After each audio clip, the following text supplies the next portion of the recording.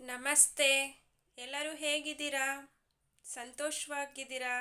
ನೆಮ್ಮದಿಯಿಂದ ಇದ್ದೀರಾ? ಶಾಂತಿಯಿಂದ ಇದ್ದೀರಾ? ಇಲ್ಲ ಅಂತ ಅಂದರೆ ನನ್ನ ಮಾತನ್ನು ಕೇಳಿಸ್ಕೊಳ್ಳಿ. ನಾವು ಪ್ರತಿದಿನ ಪ್ರತಿ ಕ್ಷಣ ಸಂತೋಷಕ್ಕಾಗಿ ಹಂಬಲಿಸ್ತೀವಿ. ಎಲ್ಲಿ ಸಿಗತ್ತೆ ಅಂತ ಹೊರ್ಗಡೆ ಎಲ್ಲ ಸರ್ಚ್ ಮಾಡ್ತೀವಿ. ಬೆಟ್ಟದ ಮೇಲೆ ಹೋಗ್ತೀವಿ, ಫ್ರೆಂಡ್ಸ್ ಮನೆಗೆ ಹೋಗ್ತೀವಿ, ಫ್ಯಾಮಿಲಿ ಮೆಂಬರ್ಸ್ನ ಮೀಟ್ ಮಾಡ್ತೀವಿ. ಆದರೂ ಕೂಡ ನಾವು ಸಂತೋಷವಾಗಿರಲ್ಲ. ಮತ್ತೆ ನೆಗೆಟಿವ್ ಥಿಂಕಿಂಗ್ ಸ್ಟಾರ್ಟ್ ಆಗತ್ತೆ.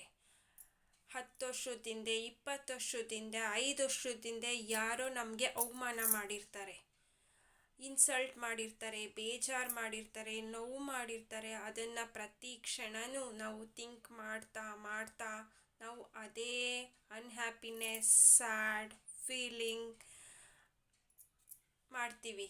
ಆದರೆ ಜೀವನದಲ್ಲಿ ನಾವು ಸಂತೋಷವಾಗಿರಬೇಕು ಅಂತಂದರೆ ನಾವು ಹೊರಗಡೆ ಸರ್ಚ್ ಮಾಡೋ ಅವಶ್ಯಕತೆಯೇ ಇಲ್ಲ. ಎಲ್ಲ ಭಗವಂತ ನಮ್ಮೊಳಗೆ ಕೊಟ್ಟಿದ್ದಾನೆ. Ocean of love, ocean of happiness, everything is within us. ನಾವು ಹೊರಗಡೆ ಏನನ್ನೂ ಹುಡುಕೋ ಅವಶ್ಯಕತೆಯೇ ಇಲ್ಲ. ಎಲ್ಲ ಭಗವಂತ ನಮಗೋಸ್ಕರ ನಮ್ಮ ಜೊತೆ ಹೇಗೆ ಬದುಕಬೇಕು ಅಂತ ತಿಳ್ಕೊಂಡ್ರೆ ಎಲ್ಲವೂ ಸಿಗುತ್ತೆ. ಯಾರಾದರೂ ಅವಮಾನ ಮಾಡಿದ್ರೆ, ಬೇಜಾರು ಮಾಡಿದ್ರೆ, ನೋವು ಮಾಡಿದ್ರೆ ಅವ್ರ ಜೊತೆ ನಾವು ಹೋಗಿ ಜಗಳ ಮಾಡಬಾರ್ದು, ಕೂಗಾಟ ಮಾಡಬಾರ್ದು. ಯಾಕಂದರೆ ಆ ಸೋಲು ನಾಟ್ ರಿಯಲೈಸ್ ಸೋಲು. ನಮ್ಮಷ್ಟು ತಿಳುವಳಿಕೆ, ನಮ್ಮಷ್ಟು ರಿಯಲೈಸ್ಮೆಂಟು, ನಮ್ಮಷ್ಟು ಎನ್ಲೈಟ್ಮೆಂಟ್ ಆಗಿರಲ್ಲ. ಆತ್ಮಜ್ಞಾನ ತಿಳ್ಕೊಂಡಿರಲ್ಲ ಅವರು. ಅದಕ್ಕೋಸ್ಕರ ನಾವು ಕಿರ್ಚಾಡೋದ್ರಿಂದ, ಕೂಗಾಡೋದ್ರಿಂದ, ನಾವು ಏನು ಅಂತ ಪ್ರೂವ್ ಮಾಡೋದ್ರಿಂದ ಏನು ಸಾಧಿಸೋಕ್ಕಾಗಲ್ಲ. ನಮ್ಮನ್ನು ನಾವು ಬದಲಾಯಿಸ್ಕೋಬೇಕು. ಹೇಗೆ ಬದಲಾಯಿಸ್ಕೋಬೇಕು ಅಂತ ಪ್ರತಿ ಕ್ಷಣನೂ ಯೋಚನೆ ಮಾಡಬೇಕು. ಎಕ್ಸಾಂಪಲ್, ನಮ್ಮ ಮೈಂಡಲ್ಲಿ ಯಾವಾಗಲೂ ನೆಗೆಟಿವ್ ಥಿಂಕಿಂಗ್ ಬರ್ತಾ ಇದೆ. ಯಾರೋ ಎಷ್ಟೋ ವರ್ಷದಿಂದ ಏನೋ ಒಂದು ಮಾತು ಹೇಳಿರ್ತಾರೆ ನಮ್ಮ ಬಗ್ಗೆ. ಅದನ್ನು still also we are remembering and feeling ಬ್ಯಾಡ್. ಆಗ ನಾವೇನು ಮಾಡಬೇಕು ಅಂತಂದರೆ, ನಾವು ಕೂತಿರೋ ಪ್ಲೇಸ್ನ ಬಿಟ್ಟು ಎದ್ದೋಗಿ ಸ್ವಲ್ಪ ಹೊರಗಡೆ ನಿಂತ್ಕೊಂಡು ನೋಡಬೇಕು. ಮತ್ತೆ ಅದೇ ರೀತಿ ಥಿಂಕಿಂಗ್ ಬರ್ತಾ ಇದ್ದರೆ ನಾವು ಯಾವುದಾದ್ರೂ ಕೂಲ್ ಕಾಮ್ ಪ್ಲೇಸಲ್ಲಿ ಕೂತ್ಕೊಂಡು ಒಂದು 5 ಮಿನಿಟ್ಸು ಕಣ್ಮುಚ್ಚಿ ಮೆಡಿಟೇಷನ್ ಮಾಡಬೇಕು. ಮತ್ತು ನಾವು ಮತ್ತೆ ಅದೇ ರೀತಿ ಥಿಂಕಿಂಗ್ ಬರ್ತಿದ್ರೆ ನಾವು ಆ ಥಾಟ್ಸ್ನ ಕಂಟ್ರೋಲ್ ಮಾಡಿ ನೀರು ಕುಡಿಬೇಕು. ಒಂದು ದಿನದಲ್ಲಿ 60,000ದಿಂದ 70,000 ಥಾಟ್ಸು ನಮ್ಮ ತಲೆಯಲ್ಲಿ ಬರತ್ತೆ. ಆಗ ನಾವು ಅದರಿಂದ ಓಡ್ತಾ ಇರಬಾರ್ದು. ಅದನ್ನು ಅಲ್ಲೇ ಕಟ್ ಮಾಡಬೇಕು. ಆ ಥಾಟ್ಸ್ನ ಅಲ್ಲೇ ಕಟ್ ಮಾಡಿ ನಾವು ಬೇರೆ ಆಲೋಚನೆನ ಸ್ಟಾರ್ಟ್ ಮಾಡಬೇಕು. ನಾವು ಯಾವ್ಯಾವ ಥರ ಚಿಂತೆ ಮಾಡೋದ್ರಿಂದ ಯಾವ್ಯಾವ ರೋಗಗಳು ಬರುತ್ತೆ ಅಂತ ಲೂಯಿಸ್ ಹೇ ಇವರು ತಿಳಿಸಿದ್ದಾರೆ. ಇವರು ಒಂದು ಬುಕ್ ಬರೆದಿದ್ದಾರೆ, you can heal your life. ಚಿಕ್ಕ ವಯಸ್ಸಿನಲ್ಲಿ ಯಾರೋ ಒಬ್ಬ ವ್ಯಕ್ತಿ ಇವ್ರನ್ನ ರೇಪ್ ಮಾಡಿಬಿಡ್ತಾರೆ. ಪ್ರತಿ ದಿನ ಪ್ರತಿ ಕ್ಷಣ ಅದನ್ನು ಚಿಂತೆ ಮಾಡ್ತಿರ್ತಾರೆ. ಅವ್ರಿಗೆ ಆ ಥರ ಚಿಂತೆ ಮಾಡೋದ್ರಿಂದ ಕ್ಯಾನ್ಸರ್ ಅಟ್ಯಾಕ್ ಆಗತ್ತೆ. ನೀವು ಕೆಲವೇ ತಿಂಗಳುಗಳು ಮಾತ್ರ ಬದುಕಿರ್ತೀರಾ ಅಂತ ಡಾಕ್ಟರ್ ಹೇಳ್ತಾರೆ. ಆಗ ಪ್ರತಿದಿನ ಮೆಡಿಸನ್ ತಗೊಂಡು ಆ ನೋವು ಅನುಭವಿಸೋಕ್ಕಿಂತ ಆ ಮೆಡಿಸನ್ನ ಸ್ಟಾಪ್ ಮಾಡಿ ಅವರೇ ಹೀಲ್ ಮಾಡ್ಕೊತಾರೆ. ಹೇಗೆ ಅಂದರೆ, ಕನ್ನಡಿ ಮುಂದೆ ನಿಂತ್ಕೊಂಡು ಯಾವ ಪ್ಲೇಸಲ್ಲಿ ನೋವಿದೆ ಅಲ್ಲಿಗೆ ಸೆಲ್ಫ್ ಲವ್ ಸ್ಟಾರ್ಟ್ ಮಾಡ್ತಾರೆ. ಎಷ್ಟೋ ಸಲ ನಾವು ನಮ್ಮನ್ನು ನಾವು ಲವ್ ಮಾಡ್ಕೊಳ್ಳಲ್ಲ, ನಮ್ಮನ್ನು ನಾವು ಇಷ್ಟಪಡಲ್ಲ. ಬೇರೆಯವರು ಇಷ್ಟಪಡಲಿ ಅಂತ ನಾವು ಬೆಗ್ ಮಾಡ್ತೀವಿ, ನಾವು ಕೇಳ್ತೀವಿ. ಆದರೆ ನಮ್ಮನ್ನು ನಾವು ಯಾವತ್ತೂ ಲವ್ ಮಾಡ್ಕೊಳ್ಳೋಕ್ಕೆ ಇಷ್ಟಪಡೋದಕ್ಕೆ ಸ್ಟಾರ್ಟ್ ಮಾಡ್ತೀವೋ ಅವತ್ತಿನ ದಿನ ನಿಜವಾದ ಜೀವನ ಸ್ಟಾರ್ಟ್ ಆಗತ್ತೆ. ಅವರು ಎಲ್ಲಿ ತಲೆನೋವಿದೆಯಾ, ಯಾಕೆ ನಮ್ಮ ಎಮೋಷನ್ ಎಲ್ಲ ಇಲ್ಲಿ ಬಂದು ಸ್ಟೋರ್ ಆಗ್ತಾ ಇರತ್ತೆ. ಮಂಡಿ ನೋವಿದೆಯಾ, ಅಲ್ಲೂ ಮಂಡಿ ಹತ್ರ ಎಮೋಷನ್ಸು ಹೋಗಿ ಸ್ಟೋರ್ ಆಗಿರತ್ತೆ. ಆದ್ದರಿಂದ ನೋವುಗಳು ಸ್ಟಾರ್ಟ್ ಆಗತ್ತೆ. ಎಕ್ಸಾಂಪಲ್, ಮಂಡಿ ನೋವಿದ್ರೆ ಆ ಮಂಡಿಗೆ ಹೇಳಿ ನೀವು, ನಿನ್ನನ್ನು ನಾನು ತುಂಬ ನೆಗ್ಲೆಕ್ಟ್ ಮಾಡಿಬಿಟ್ಟೆ, ನಿನ್ನನ್ನು ನಾನು ಕೇರ್ ಮಾಡಲಿಲ್ಲ, really sorry, I love you so much ಅಂತ ನಾವು ಅದಕ್ಕೆ ಪ್ರೀತಿನ ಕಳಿಸ್ಬೇಕು, ಪ್ರೀತಿನ ಕೊಡಬೇಕು. ಆಗ ದಿನದಿಂದ ದಿನಕ್ಕೆ ಆ ನೋವು ಕಡಿಮೆ ಆಗ್ತಾ ಬರತ್ತೆ.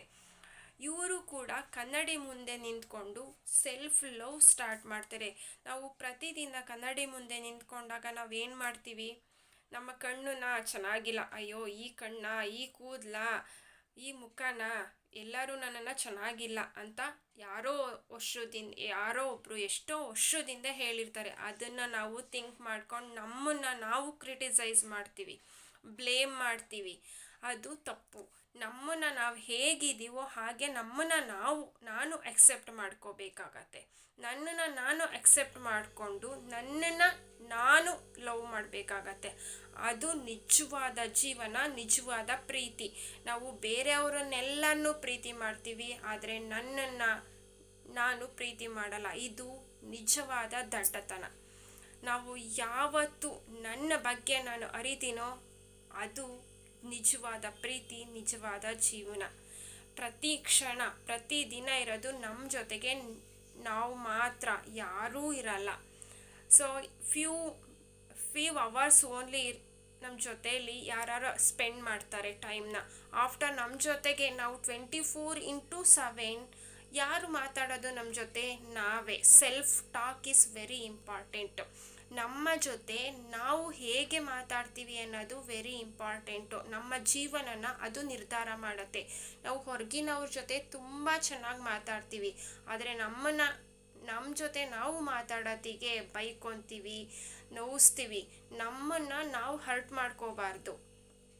ಯಾರೋ ಒಬ್ಬರು ಹೇಳ್ತಾರೆ ನೀನು ನೋಡೋದಕ್ಕೆ ಚೆನ್ನಾಗಿಲ್ಲ ಅಂತ. ಪರವಾಗಿಲ್ಲ, ಅದು ಅವ್ರ ಮಿಸ್ಟೇಕು, ನಮ್ಮ ಮಿಸ್ಟೇಕ್ ಅಲ್ಲ. ನಾನು ತುಂಬ ಚೆನ್ನಾಗಿ ಕಾಣ್ತೀನಿ ಅನ್ನೋ ಭಾವನೆ ಯಾರಿಗೆ ಯಾವತ್ತಿಂದ ಸ್ಟಾರ್ಟ್ ಆಗತ್ತೆ, ಅವತ್ತು ನೀವು ಸಾಧನೆಯ ಮೊದಲ ಹಾದಿಯಲ್ಲಿದ್ದೀರಾ ಅಂತ ಗೊತ್ತಾಗತ್ತೆ. ಇವರು ಕೂಡ ಅವರ ಜೀವನದಲ್ಲಿ ಕನ್ನಡಿ ಮುಂದೆ ನಿಂತ್ಕೊಂಡು ಪ್ರತಿ ಕ್ಷಣ ಯು ಆರ್ ವಂಡರ್ಫುಲ್, ಅವರಿಗೆ ಅವ್ರ ಹೆಸರು ಹೇಳ್ಕೊಂಡು ಅವರೇ ಹೇಳ್ಕೊತಿದ್ರು. Vijaya, you are beautiful, you are wonderful ಅಂತ ಪ್ರತಿ ಕ್ಷಣ. ಮತ್ತು ಎಲ್ಲರನ್ನೂ ಯಾವಾಗ ಕ್ಷಮಿಸುವ ಭಾವನೆ ನಮ್ಮಲ್ಲಿ ಸ್ಟಾರ್ಟ್ ಆಗತ್ತೆ, ಅವತ್ತು ನಾವು ತುಂಬ ಮೇಲುಗೈ ಸಾಧಿಸಿದ್ದೀವಿ ಅಂತ, ಎಲ್ಲ ಸಾಧನೆಯ ಹಾದಿಯಲ್ಲಿ ಮೊದಲನೆಯ ಹೆಜ್ಜೆ ಇಟ್ಟಿದ್ದೀವಿ ಅಂತ. ನಾವು ಪ್ರತಿ ಕ್ಷಣ ಬೇರೆಯವ್ರನ್ನೂ ಕ್ಷಮಿಸಲ್ಲ, ನಮ್ಮನ್ನು ನಾವು ಕ್ಷಮಿಸ್ಕೊಳ್ಳಲ್ಲ. First of all forgive everyone, forgive own self and forget everything. ಚಿಕ್ಕ ಮಗು ಹೇಗೆ ಜೀವಿಸತ್ತೆ, ಯಾರೇ ಬೈದರು ಏನೇ ಅಂದರೂ ಆ ಕ್ಷಣಕ್ಕೆ ಮರೆತುಬಿಟ್ಟು ಮತ್ತೆ ಅದು ನಗ್ತಾ ಬರುತ್ತೆ. ಹಾಗೆಯೇ ನಾವು ಅಷ್ಟೇ, ಯಾರೇ ಏನೇ ಅಂದರೂ ಅದನ್ನು ಆ ಕ್ಷಣಕ್ಕೆ ಬಿಟ್ಬಿಡ್ಬೇಕು. ಮತ್ತು ಪ್ರತಿದಿನವೂ ಹೊಸ ಜೀವನ, ಹೊಸ ದಿನ ಅಂತ ನಾವು ಸ್ಟಾರ್ಟ್ ಮಾಡಬೇಕು. ನಾವು ಫರ್ಗಿವ್ ಆ್ಯಂಡ್ ಫರ್ಗೆಟ್, ಏನೇ ಅಂದಿದ್ರೂ ಕೂಡ ಅದನ್ನು ಫರ್ಗೆಟ್ ಮಾಡಿಬಿಡ್ಬೇಕು. And let it go. ನಮಗೆ ಯಾವುದು ಬೇಕಾಗಿಲ್ವೋ ಅದನ್ನು ನಾವು ಮನಸ್ಸಿನಿಂದ ತೆಗೆದು ಆಚೆಗೆ ಎಸ್ದುಬಿಡ್ಬೇಕು.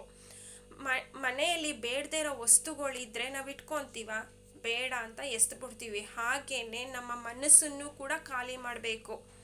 ನಮ್ಮ ಮನಸ್ಸಿನಲ್ಲಿ ಬೇಡದೇ ಇರೋ ಭಾವನೆಗಳು, ದ್ವೇಷ, ಅಸೂಯೆ, ಹೊಟ್ಟೆ ಕಿಚ್ಚು ಇವನ್ನೆಲ್ಲ ತೆಗೆದು ಹೊರಗಡೆ ಹಾಕ್ಬಿಡ್ಬೇಕು. ಪ್ರತಿದಿನ ನಾವು ಮೆಡಿಟೇಷನ್ ಮಾಡೋ ಮುಖಾಂತರ ನಮ್ಮಲ್ಲಿ ಬೇಡವಾದ ಭಾವನೆಗಳನ್ನ ತೆಗೆದಾಕ್ಬಿಡ್ಬೇಕು.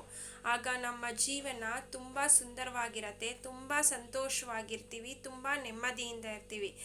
ಅದಲ್ಲದೆ ನಾವು ತುಂಬ ಹೊಟ್ಟೆ ಕಿಚ್ಚು, ಕೋಪ, ದ್ವೇಷ, ಅಸೂಯೆಗಳನ್ನ ನಮ್ಮ ಮನಸ್ಸಿನಲ್ಲಿ ಎಷ್ಟು ತುಂಬಿಕೊಂಡಿರ್ತೀವೋ ಅಷ್ಟು ನಾವು ದುಃಖಕರವಾದ ಜೀವನ ನಡೆಸ್ತೀವಿ. Thank you so much.